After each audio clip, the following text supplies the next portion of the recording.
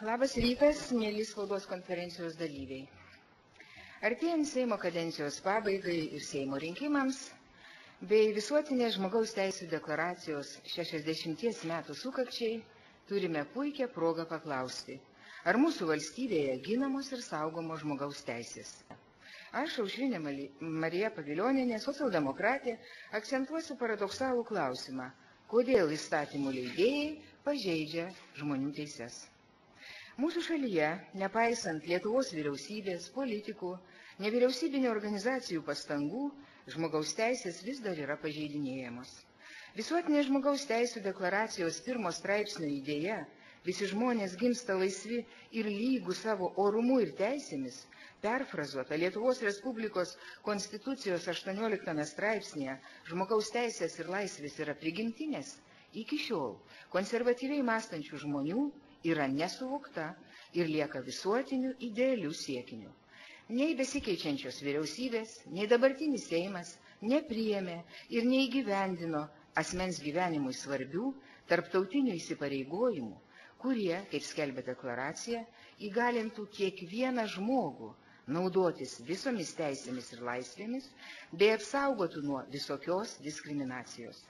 Nors deklaracijos idėjos tapo įvairių tarptautinių ir nacionalinių dokumentų pamatų, nors Lietuva ratifikavo įvairias konvencijas prieš žmogaus diskriminaciją, šio Seimo konservatyviai mąstantis nariai rengia įstatymų projektus, pažeidžiančių žmogaus teises ir laisvės, arba vengia priimti žmogaus dvasiniam ir fiziniam išlikimui reikalingus įstatymus.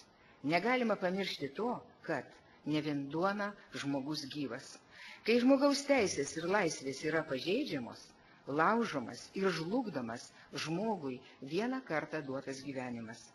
Turiu omenyje diskriminacinius šeimos politikos koncepciją, gyvybės išsaugojimo prenatalinėje fazėje įstatymo projektą, gėdingus mūšius Seime dėl lygių galimybių įstatymo pataisų bei nepriimtus apsaugos nuo smurto šeimoje, reprodukcinės sveikatos, dirbtinio apvaisinimo, lyties keitimo įstatymus, Lietuvos Respublikos Konstitucijos pataisas dėl individualaus skundo.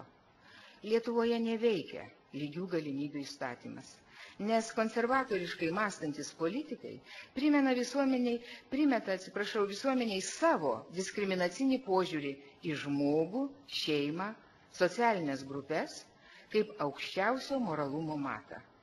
Žmonių diskriminacija teisina tradicinėmis pažiūromis, krikščioniškojų tikėjimu arba būtinybę taikytis prie žmogų diskriminuojančios visuomeninės nuomonės, ypač rinkimams artėjant.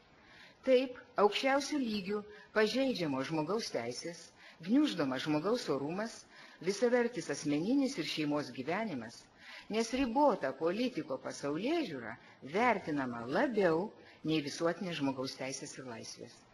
Taip Lietuvoje pažeminimų ir kančioms buvo ir yra pasmerkiami transseksualai, tarsi per maža žmonių grupė lyties keitimo įstatymui priimti. Įstatymas nesaugo piliečių reprodukcinių teisių bei nevaisingų tėvų pastangų susilaukti vaikų. Lietuvos šeimose nuo smurto kenčia ir žūsta moteris. Buvo mėginama iš lygių galimybių įstatymo ištrinti lytinių mažumų klausimą. Malonu nors tiek, kad Konstitucinis teismas priėmė nagrinėti mano ir mano padėjėjo Jūriaus Petreikio parengtą, daugumos socialdemokratų pasirašytą kreipimąsi dėl diskriminacinės šeimos politikos koncepcijos. Lietuvoje ginant ir saugant žmogaus teises, pasigendama akademikų bei juristų praktikų nuomonės, kuri ugdytų visuomenę žmogaus teisų klausimais. Duodamas priesaiką Seime, naujai išrinktasis, mano nuomonė, turėtų ne tik pasižadėti tarnauti tautai, o tai reiškia kiekvienam iš mūsų, bet ir įsipareigoti, nepažeisti žmogaus teisių ir laisvių.